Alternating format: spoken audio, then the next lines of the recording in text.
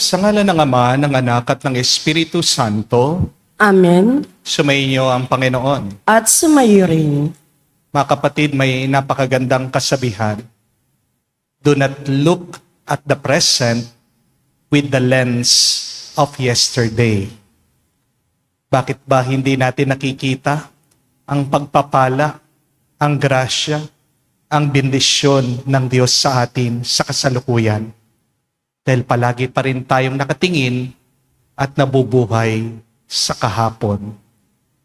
Bagong araw, bagong biyaya.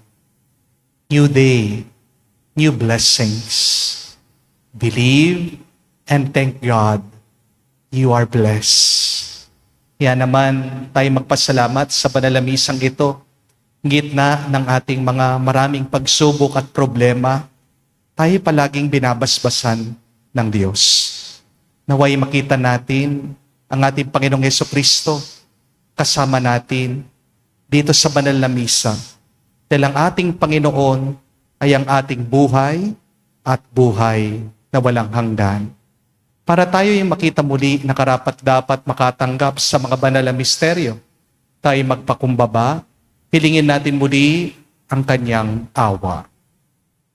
Inaamin ko Sa makapangyarihan Diyos at sa inyo mga kapatid, na lubha akong nagkasala sa isip, sa salita, sa gawa at sa aking pagkukulang. Kaya isinasamo ko sa mahal na Birhen Maria, sa lahat ng mga anghel at mga banal, at sa inyo mga kapatid, na ako'y ipinalangin sa Panginoon ating Diyos.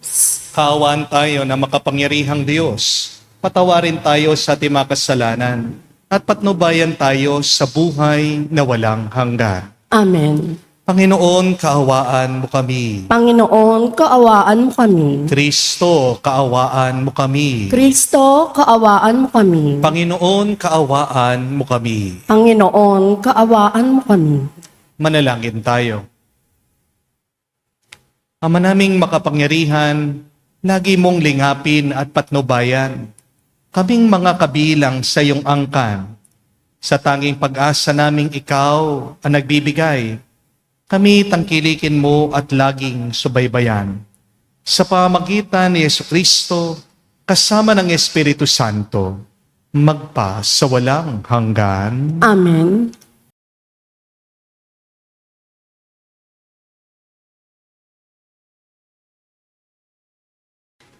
Pagbasa mula sa unang aklat ng mga hari. Noong mga araw na iyon, ang matatanda ng Israel at ang mga puno ng mga angkan ay ipinatawag ni Solomon sa Jerusalem upang kunin ang kaban ng tipan sa Sion, ang kuta ni David.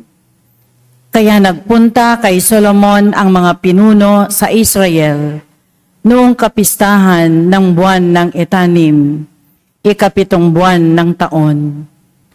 Nang naroon na ang lahat, binuhat ng mga saserdote ang kaban ng tipan.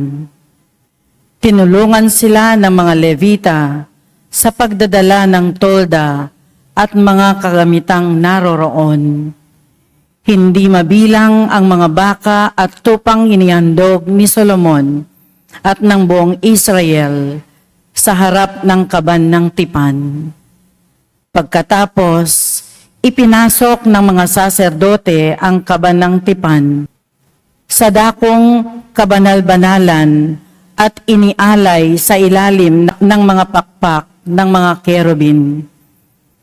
Nakabuka ang pakpak ng mga kerubin, kaya't nalulukuban ng mga iyon ang kaban ng tipan at ang mga pasanan nito.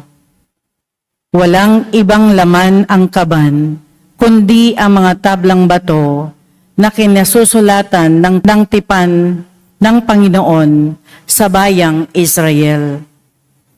Ang mga tablang bato ay inilagay roon ni Moises nang sila'y nasa Horeb, matapos silang ilabas sa lupain ng Ehipto. Pagkalabas ng mga saserdote, ang templo'y napuno ng ulap ano pat hindi sila makapagpatuloy ng gawain sa loob. Ang templo'y napuno ng kagila-gilalas ng kaningan ng Panginoon. Kaya nga't sinabi ni Solomon, "O Panginoon, kayo ang naglagay ng araw sa langit, ngunit minabuti ninyong manirahan sa makapal na ulap. Ipinagtayo ko kayo ng isang magarang templo, isang bahay na titirahan ninyo habang panahon." Ang salita ng Diyos. Salamat sa Diyos. Poong makapangyarihan, kami iyong panahanan. Poong makapangyarihan, kami iyong panahanan. Aming nabalita na nasa Bethlehem ang kaba ng tipan, sa bukid ng Jaar namin nasumpungan. Ang aming sinabi, ang templo ng Poon ay puntahan natin. Sa harap ng trono, siya ay sambahin. Poong makapangyarihan, kami iyong pahanan. Sa iyong tahanan, Poon, pumasok ka kasama ng kaban. Ang kabang sigasig ng kapangyarihan. Ang mga saserdote, bayaang maghayag ng iyong pagliligtas. Ang mga hinirang sumigaw sa galak.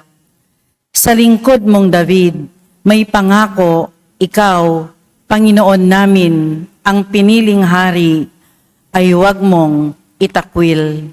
Poong makapangyarihan, kami iyong panahanan.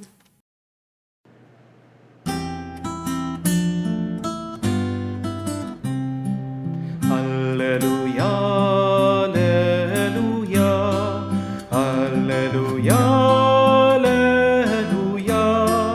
alleluia, alleluia, alleluia, alleluia, alleluia, alleluia, alleluia, alleluia. Ipinangaral ni Jesus ang paghahari ng Diyos, sakit ay kanyang ginamot. Aleluya, aleluya. Sumainyo ang Panginoon. At sumainyo rin. Ang mabuting balita ng Panginoon ayon kay San Marcos. Papuri sa iyo, Panginoon. Nung panong yun, sina Jesus at ang kanyang malagad ay tumawid sa lawa. At pagdating sa Genesaret, ay sinadsan nila ang bangka. Paglunsad nila, nakilala siya agad ng mga tao, kaya't nagmamadaling nilibot ng mga ito ang mga puok sa paligid. At ang mga may sakit na nakaratay sa mga higaan ay dinala nila kay Jesus. San man nila mabalita ang naroroon siya. At san man siya dumating, maging sanayon, lunsod o kabukiran, ay dinala sa liwasan ang mga may sakit at isinasamo sa kanya na pahipuin sila kahit man lang sa paglawit ng kanyang kasuotan. At lahat ng makahipo nito ay gumagaling. Mga kapatid, ang mabuting balita ng ating Panginoon. Pinupuri ka naming Panginoong Heso Kristo. Magandang araw po muli sa inyong lahat. Na minsan po merong isang grupo ng mga followers na bumisita sa akin dito sa parokya. Tuwang-tuwa sila dahil matagal na daw po nila akong gustong makita personally. Nagpa-picture po sila sa akin, nagkwentuhan sandali, at pagkatapos po, merong isang matandang babae, dahan-dahan na lumapit sa akin at sabi niya, "Father, may sasabihin po ako sa inyo." Akala ko po may kukonsulta siya. Akala ko po magka-counseling siya. Kaya tumabi-tabi po kami ng kakaunti. Maya-maya, may inabot po sa akin itong matanda. Isa pong sobre. Sabi niya, "Father, may maliit po akong donation para sa inyong parokya." Binuksan ko po ang sobre, chinek ko, isa po palang tseke. Pagtingin ko po, 1,000 pesos. At nasabi ko po sa aking sarili, buti chineke pa niya. Bakit hindi na lang niya binigay diretsyo na pera para hindi na siya nahirapan na sumulat? Pero syempre, nagpapasalamat pa rin po ako. At sabi ko, Nay, paggagawa ko po ng resibo sa opisina. Tinawag ko po ang sekretary at binigay ko po sa kanya yung sobre, yung cheque. Binless ko po yung matanda. Pinagdasal ko po siya. At pagkatapos po nun, nagpaalam na ako dahil meron pa po akong isang binyag na pupuntahan. Pagbalik ko po sa opisina, tuwang-tuwa po na sumalubong yung aking sekretarya. Sabi niya, Father, ang swerte po natin, no? At tanong ko, bakit naman? Sumagot po siya, alam niyo po, ang laki ng donation na binigay ng matanda. Sabi ko, malaki? 1,000 pesos lang yun ah. Sumagot po yung sekretary ko, sabi niya, hindi po, Father, 100,000 po ang binigay niya. Nagulat po ako, talaga? Patingin nga. Binigay po niya sa akin yung cheque. Tama nga. Nagkamali ako sa pagbasa.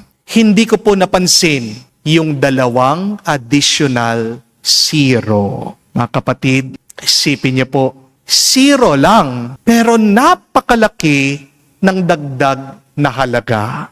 Kapag dinagdagan mo ng 0 ang 1, di ba? Lumalaki yung value, pero bakit madalas hindi natin pinapansin yung 0? Kasi maliit, kasi tahimik, kasi nasanay tayo na wala itong halaga. Kaya binabaliwala natin. At minsan, ganito din ang tingin natin sa mga grasya at biyaya ng Diyos. Di po ba? Hindi mo napapansin. Pero kapag naipon mo yung mga maliliit na biyaya na pinagkakalob ng Panginoon sa iyo, napakalaki pala. Mga kapatid, 2 po ang kailangan para tayo ay pagpalain at para tayo makaranas ng pagpapala. Una, ang makita mo sana ang grasya niya. Pero pangalawa, ang kilalanin mo na ikaw ay binibigyan ng grasya ng Diyos. This is the secret of being blessed. To see grace and to recognize grace. Because to see grace is the beginning of blessedness. But to recognize His grace is the way of abundance. Yan po ang ating narinig sa mabuting balita. Nakita daw ng mga tao si Jesus. Pero higit pa doon, nakilala daw nila ang Panginoon. Hindi lang nila nakita si Jesus, kinilala nila ang kapangyarihan ni Jesus. At dahil nakita at kinilala ang ating Panginoon, anong ginawa ng mga tao? Dinala daw po nila ang kanilang mga may sakit. Lumapit sila, sumampalataya sila, at marami daw ang napagaling ni Jesus. Mga kapatid, hindi po sapat na makita mo ang Diyos. Hari nawa, kilalanin mo din siya na siya ang makakatulong sa iyo. Amen? Marami po mga tao nakikita naman ng Diyos pero hindi siya kinikilala. Amen? Marami kasi sa atin nakikita na ang blessing pero reklamo ng reklamo pa rin. Hindi po ba? Humihinga naman, pero hindi nagpapasalamat. Nagigising araw-araw, pero hindi masaya. Do you want to be super blessed in your life? Then, start recognizing God's grace in your life. Hindi lang po sana tingin, kilatisin mong mabuti. Huwag ka lang sanang mag-observe. Pahalagan mo ang binibigay ng Diyos. How do we do this? Simple lang po, we do this through prayer. Sana kapag nagdarasal po tayo, wag lang tayong puro hingi sa Diyos. Wag lang puro sinasabi mo, Lord, bigyan mo ako. Lord, itong gusto ko. Sana kapag nagdarasal din tayo, ang sabihin natin, ang hingin natin, Lord, nasaan ka sa araw ko? Panginoon, saan ko kumikilos sa buhay ko? Panginoon, paano mo ako pinagpapala? Because remember, complaining will never satisfy you. Crying will not strengthen you. And being anxious will not calm you. But prayer is discovering the movement of God in your life. At kapag nakita mo, nakilala mo ang Diyos dyan sa iyong buhay, may kapayapaan ka. Magkakaroon ka ng lakas. Mapupuno ka ng kagalakan. Kapag nagdadasal ka, kapatid, gayahin mong mga bata. Yung mga bata, di ba, palaging nakatingin sa kanilang mga magulang. Kaya nga, isa sa mahalagang turo ng ating Panginoon na dasal, yung Our Father. Look at that. The prayer begins with Our Father. Because it is a reminder that we should focus first on God as our parent, as our Father. Isipin niyo po, parang yung mga bata kapag lumalabas po galing sa eskwela, di ba, palingon-lingon sila, hinahanap yung sundo nila. Kapag hindi makita ng bata yung sumusundo sa kanya, yung magulang niya, yung guardian niya, di ba mag-aalala siya at mag-uumpisa ng umiyak yan. Pero kapag nakita ng bata, yung nanay niya, yung tatay niya, yung sundo niya, biglang ngiti, may kapayapaan sa puso, may assurance na siya. Mga kapatid, ganyan din po ang puso kapag nakikita niya ang Diyos. Hindi ka nag-iisa, hindi ka matatakot kung palaging focus ka lang kay Lord. Amen? Please, look deeply. Hindi po sapat yung basta't nakatingin ka lang. If you want to have more joy, then you need to look closely. Because prayer is like a treasure hunt.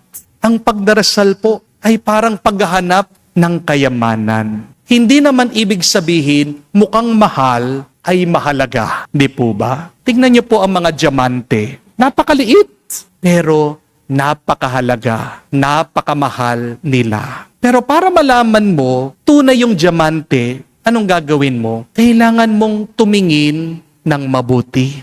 Kung hindi mo titignan ng mabuti, kung hindi mo kikilatisin ng mabuti, baka ma-fake ka, baka mabudol ka, baka maloko ka. Hindi mo alam, yung hawak mo, puwit lang pala ng baso. Di po ba? Ganito din po pagdating sa grasya. Minsan kahit na maliit yan, it's priceless. Hindi mo yan mapapantayan. Ang panalangin din po ay parang paghahanap ng ginto. Tingnan niyo po yung mga gold hunters. Ano po yung dala nila? Pupunta sa ilog. Meron silang panala o batya. Hinihimay nila yung buhangin, yung tubig. At kadalasan, parang alikabok lang yung kanilang nakukuha. Di po ba? Pero kahit nakakaunti lang, kahit nakatiting lang ang mahanap nila, talagang tuwang-tuwa sila. Ang tanong, bakit?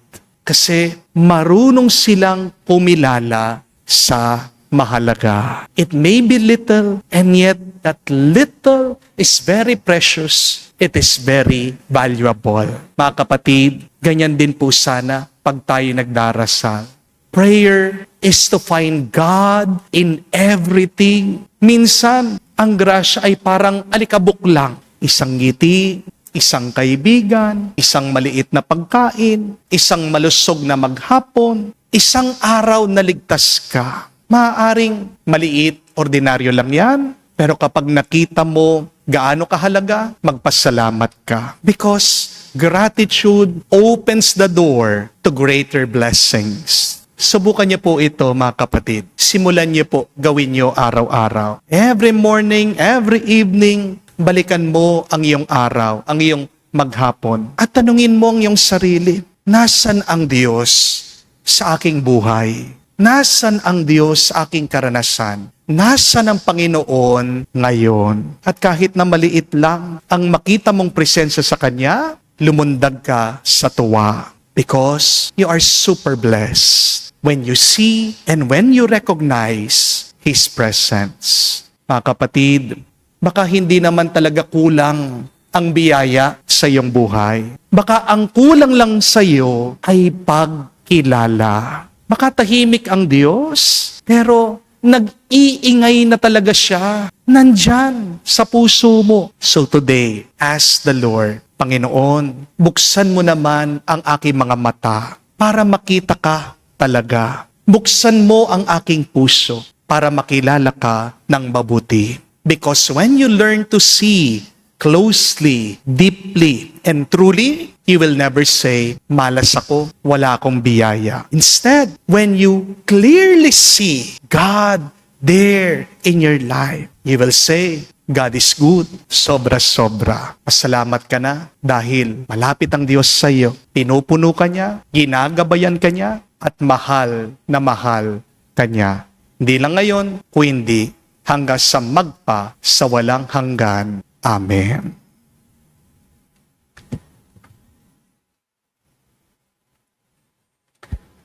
Manalangin tayo sa Ama na nagnanais na gumaling ang lahat. Hindi niya tinaboy ang sino mang nangangailangan na dumudulog sa Kanya. Ating sabihin, Panginoon, dinggin mo kami. Panginoon, dinggin mo kami. Bilang simbahan naway, huwag natin isarado ang ating mga puso sa pangangailangan ng ating kapwa. Bagkos, ibahagi natin ang pag-ibig ng Diyos sa kanino man. Manalangin tayo sa Panginoon. Panginoon, dinggin mo kami. Tayong lahat naway kumilos para sa katarungan at para sa dangal ng tao, lalo na sa mga taong hindi binibigyan pansin ng lipunan, kasama ng ating mahina at mga dukha. Manalangin tayo sa Panginoon. Panginoon, dinggin mo kami. Ang ating komunidad naway maging matulungin at maitaas ang bawat isa na mayroong pag-ibig at malasakit tulad ng ipinakita sa atin ng Panginoon. Manalangin tayo sa Panginoon. Panginoon, dinggin mo kami. Sa katahimikan po ng ating puso, sabihin natin sa Diyos ang ating mga personal na pangangailangan.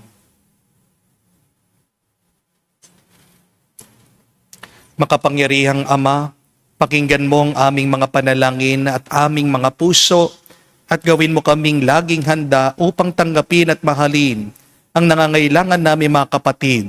Sa ngalan ni Kristo, aming Panginoon. Amen.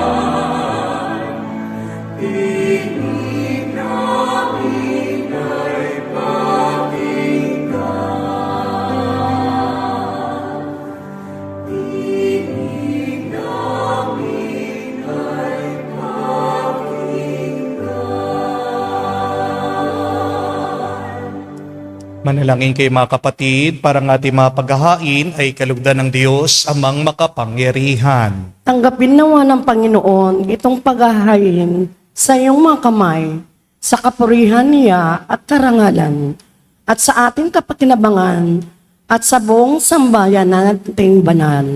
Ama naming lumikha, ang pagkait inumin na rito ay iyong ginawa upang mapalakas kaming mga mahihina. Pagkalumong ito ay aming mapagsaluhan bilang pakikinabang sa buhay mong pangmagpakailanman sa pamagitan ni Jesucristo kasama ng Espiritu Santo magpa sa walang hanggan. Amen. Sumainyo ang Panginoon. At sumayo rin. Itaas sa Diyos sa inyong mga puso at diwa. Itanaas na namin sa Panginoon. Pasalamatan natin ang Panginoong ating Diyos. Marapat na siya'y pasalamatan. Ama naming makapangyarihan, tunay nga marapat ikaw ang aming pasalamatan sa pamagitan ni Jesucristo na aming Panginoon. Kinalugod mo sa kanya baguhin, mabuti ang lahat, at sa pamagitan niyang aming tinanggap ang iyong abot-abot na kaloob at paglingap, kahit na siya ay hindi naiiba sa iyo. Minabuti niyang maging di na rin naiiba sa mga tao. Hamak siyang tulad namin sa kamatayang totoo, nung inihain niya ang sarili na kami makasundo mo. Kaya naman iyong dinangal siya at iyong tinampok upang sa lahat siya'y manguna. Ngayon nga lahat sa kanya'y nakikiisa ay talagang magkakamit ng iyong buhay at ligaya. Kaya kaisa na mga anghel, nagsisiawit ng papuri sa iyo. Nang walang humpay sa kalangitan, kami nagbubunyi sa iyong kadakilaan.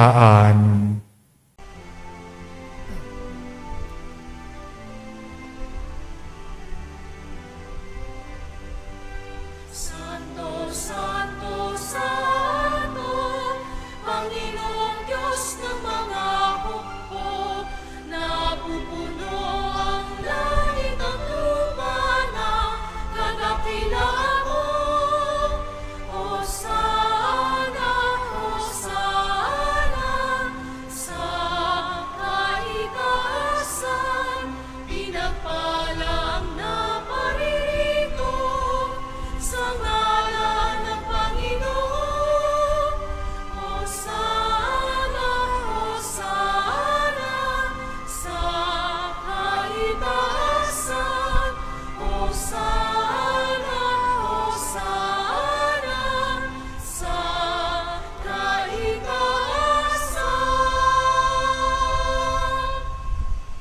Naming banal, ikaw ang bukal ng tanang kabanalan.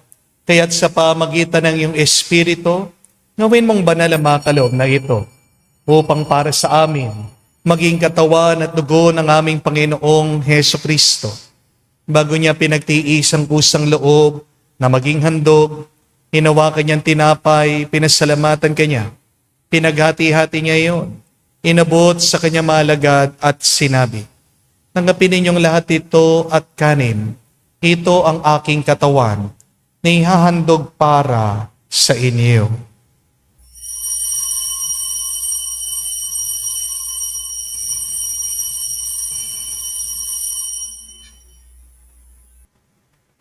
Gayon din naman na matapos ang hapunan, hinawakan niyang kalis. Muli kanyang pinasalamatan. Nabot niyang kalis sa kanya malagad at sinabi, "Tanggapin ninyong lahat ito at inumin. Ito ang kalis ng aking dugo, ng bago at walang hanggang tipan. Ang aking dugo na ibubuhos para sa inyo at para sa lahat, sa ipagpapatawad ng mga kasalanan. Gawin ninyo ito sa pag-alaala sa akin."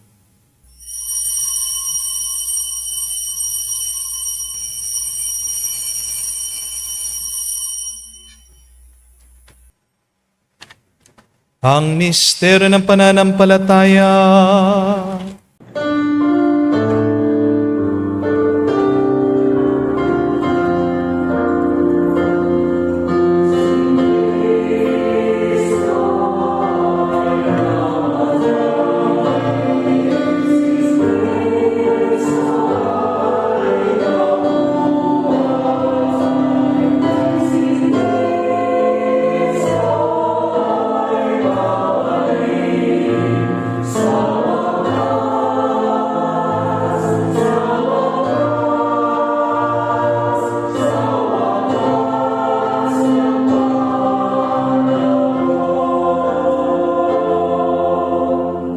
Ang mga ginagawa namin ngayon ng pag-alaala sa pagkamatay, muling pagkabuhay ng iyong anak, kaya tinialay namin sa iyo ang tinapay nagbibigay buhay at ang kalis sa nagkakalom ng kaligtasan.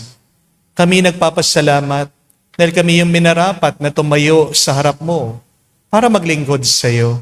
Sinasamo namin kami magsalo-salo sa katawan at dugo ni Kristo ay mabuklod sa pagkakaisa sa pamagitan ng Espiritu Santo. Amalingapin mong iyong simbahan, laganap sa buong daigdig. Puspusin mo kami sa pag-ibig. Kaisa ni Leon ang aming Santo Papa, si Florentino aming Arsobispo at ng Tanang Kaparian. Alalahanin mo rin ang aming mga kapatid na nahimlay may pag-asang sila'y muling mabubuhay. Gayon din naman lahat ng mga pumanaw. Kawan mo't sila't patuloyin sa iyong kaliwanagan. Kawan mo't pagindapating kaming lahat, makasalo sa iyong buhay na walang wakas. Kaisa na mahal na Birhen Maria, Ina ng Diyos, kaisa ni San Jose, ang kanyang malwalhating esposo, kaisa ng mga apostol, lahat ng mga banal, na namuhay dito sa daigdig na kalugod-lugod sa iyo, may pagdiwang nawa namin ang pagpupuri sa ikararangal mo sa pamagitan ng iyong anak, aming Panginoong Hesu Kristo.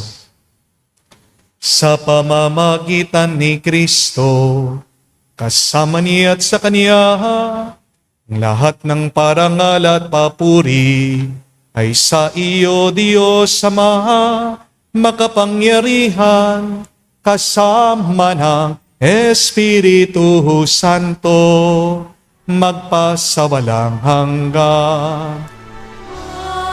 Amen. Amen. Amen.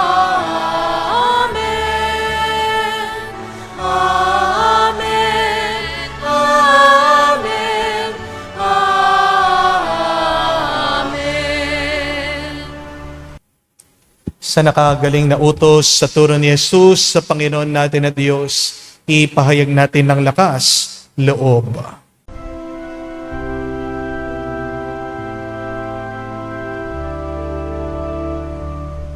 Ama namin, sumasalangit ka, sambahin ang ngalan mo, mapasa amin ang kaharian mo, sundin ang loob mo dito sa lupa para nang sa langit. Bigyan mo kami ngayon ng aming kakanin sa araw-araw, at patawarin mo kami sa aming mga sala para ng pagpapatawad namin sa nagkakasala sa amin. At huwag mo kami ipahintulot sa tukso, at iadya mo kami sa lahat ng masama. Hinihiling namin kami iadya sa lahat ng masama, pagkalooban ng kapayapaan araw-araw, ligtas sa kasalanan, at ilayo sa lahat ng kapahamakan, samantalang aming pinanabikan ang dakilang araw ng pagpapahayag ng tagapagligtas sa aming si Hesu Kristo. Sapagkat iyo ang kaharian, ang kapangyarihan, at ang kapurihan, magpakailanman. Amen.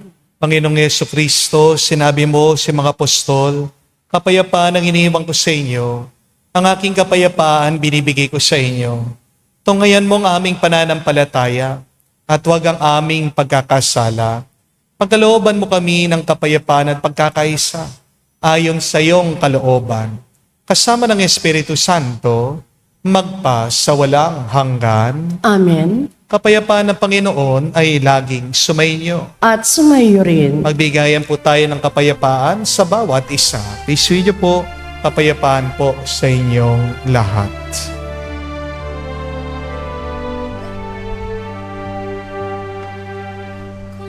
Kordero ng Diyos na nag-aalis ng mga kasalanan ng sanlibutan, maawa ka sa amin, maawa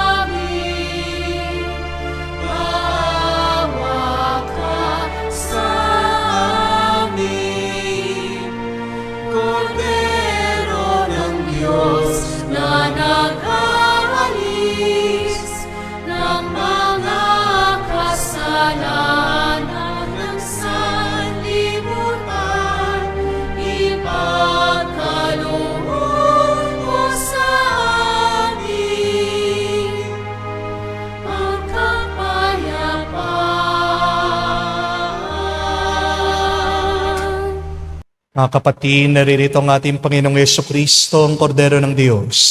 Siya nag-aalis sa mga kasalanan ng sanlibutan. Mapalad tayong dumalapit sa piging ng Kordero. Panginoon, hindi ako karapat-dapat magpatuloy sa iyo, ngunit sa isang salita mo lamang ay gagaling na ako.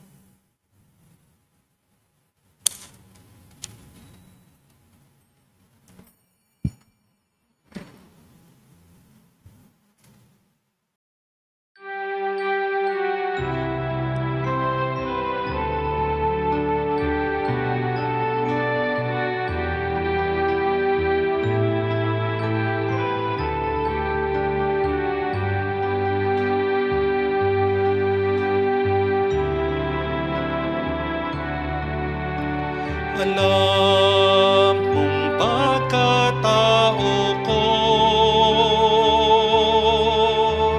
wala akong matatago. Alam mong aking isipan, alam mo ang lahat ng ginagawa ko, O Diyos. Gabayan mo ko, Diyos, sa buhay na ito. Ilapit mo ako sa pagmamahal mo. Dalhin mo ko, Panginoon, sa kalangitan.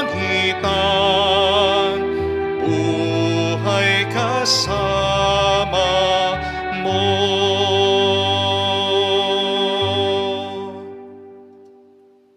Manalangin tayo. Ama namin mapagmahal, sa pagkait, inumin, pagkakaisa ang binibigay. Kami niloob mong makapakinabang.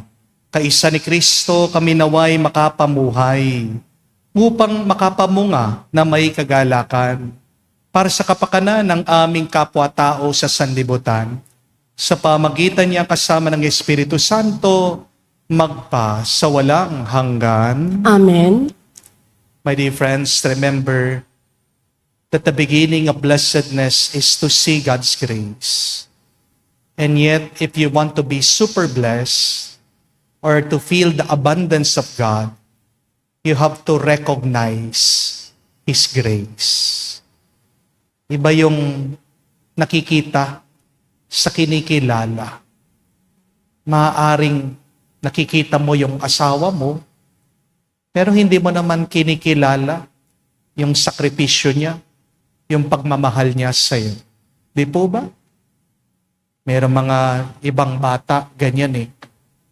Nakikita yung kanilang mga magulang, pero hindi kinikilala yung kanilang mga nakakatanda. Nagkukulang na sila sa respeto sa kanila. Tayo'y nakapaikot ng napakaraming grasya at biyaya. Tayo'y lumalangoy sa bendisyon ng Diyos. Pero dahil hindi natin kinikilala ang kanyang kaloob, kaya tayo'y nalulungkot, kaya tayo'y nabibigatan, kaya tayo'y nai-stress. Mga kapatid, ngayong araw na ito, maging present ka lang. Manatili ka. Hingin mo sa Diyos, buksan ang iyong isip, hindi lang iyong mata, ang iyong puso. You ask for the grace not only to see, but to recognize His grace. Diyan mag-iiba, gaganda at bubuti ang buhay mo. Sumainyo ang Panginoon. At sumayo rin. At kayo'y pagpalain ng Diyos, makapangyarihan sa lahat, sa ngalan ng Ama, ng Anak, ng Espiritu Santo. Amen. Ang ating misa ay natapos na. Umayo kayo sa kapayapaan ni Kristo. Salamat sa Diyos.